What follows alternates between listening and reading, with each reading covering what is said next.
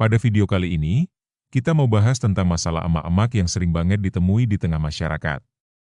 Pernah nggak sih, kamu ngerasa kayak gini, suami kalau nongkrong sama temennya, wah dompetnya enteng banget.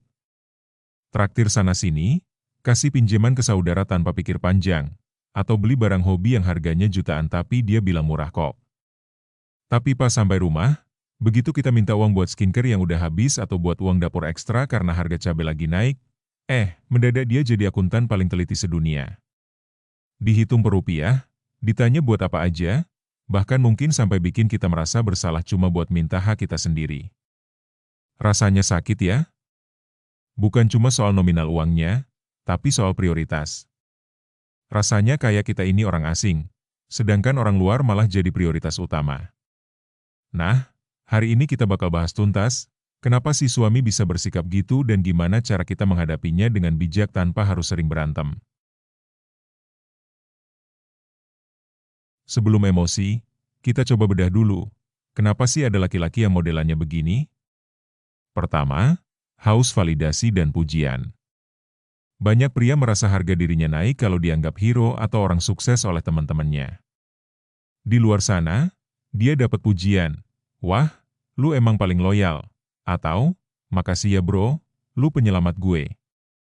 Nah, pujian itu candu bagi mereka. Sementara di rumah, dia merasa aman. Dia pikir, istri gue kan udah cinta sama gue, dia bakal maklum. Kedua, merasa berkuasa melalui uang. Kadang, dengan menahan uang di rumah, dia merasa punya kendali penuh. Dia pengen menunjukkan kalau dia bosnya. Ini biasanya terjadi kalau dia punya rasa insecurity atau ketakutan kehilangan kontrol. Ketiga, karena trauma masa lalu atau pola asuh. Mungkin dia tumbuh di keluarga yang sangat perhitungan, atau sebaliknya, dia dulu sering disepelekan sehingga sekarang dia balas dendam dengan cara tampil royal di depan umum demi harga diri. Bu Ibu, kalau kita hadapi dengan ngomel-ngomel setiap hari, biasanya suami tipe begini malah makin menutup diri atau tambah pelit sebagai bentuk hukuman. Jadi, gimana caranya? Pertama, coba ajak bicara dengan data, bukan drama. Laki-laki itu makhluk logis. Kalau kita cuma bilang, kamu kok pelit banget sih, dia bakal defensif. Coba buat catatan pengeluaran yang transparan. Tunjukkan harga beras, harga susu anak, sampai harga sabun mandi. Bilang gini, sayang, ini kebutuhan rumah sebulan. Dengan uang yang kamu kasih kemarin, kita cuma bisa bertahan sampai tanggal 20. Kamu ada ide nggak gimana sisanya? Biar dia yang mikir solusinya. Kedua, komunikasikan perasaan, misalnya dengan menggunakan kalimat yang fokus ke perasaan kita, bukan menyalahkan dia. Contoh, aku merasa sedih dan merasa kurang dihargai kalau lihat kamu bisa bantu teman, tapi aku harus mikir 10 kali buat beli skincare yang sebenarnya buat ngerawat diri aku di depan kamu juga. Ini lebih masuk ke hati daripada bilang, kamu egois. Cara ketiga, libatkan dia saat belanja. Sesekali, ajak dia belanja bulanan. Biar dia lihat sendiri harga barang-barang sekarang dan dengar sendiri totalnya di kasir. Kadang suami itu buta harga karena dia nggak pernah turun ke lapangan. Dia pikir uang 50.000 masih dapat belanjaan satu keranjang penuh kayak zaman tahun 2010. Pertanyaan ini sering banget dibahas. Kalimat seperti, mending aku kerja biar nggak minta-minta terus. Jawabannya, tergantung niat dan kesepakatan. Kalau punya skill dan waktu, punya penghasilan sendiri itu sangat disarankan. Bukan untuk mengambil alih peran suami, tapi supaya kamu punya uang pegangan sendiri. Ini bagus untuk kesehatan mental dan kita jadi nggak merasa kayak pengemis di rumah sendiri. Tapi, kamu juga perlu berhati-hati dengan efek sampingnya. Ada risiko kalau suami tipe pelit ini tahu kita punya uang. Ada tipe suami yang malah makin lepas tangan karena mikir, kamu kan udah punya duit, beli aja sendiri.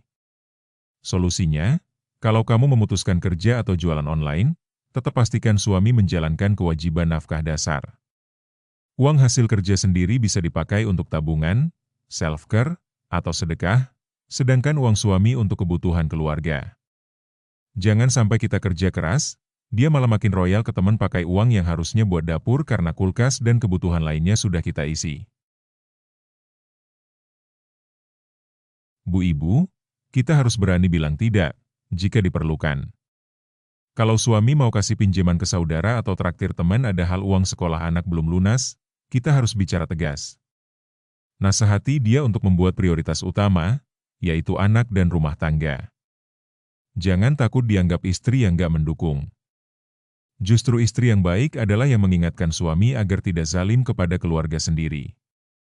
Ingat, dalam agama Islam pun diajarkan, sedekah terbaik adalah kepada keluarga sendiri terlebih dahulu.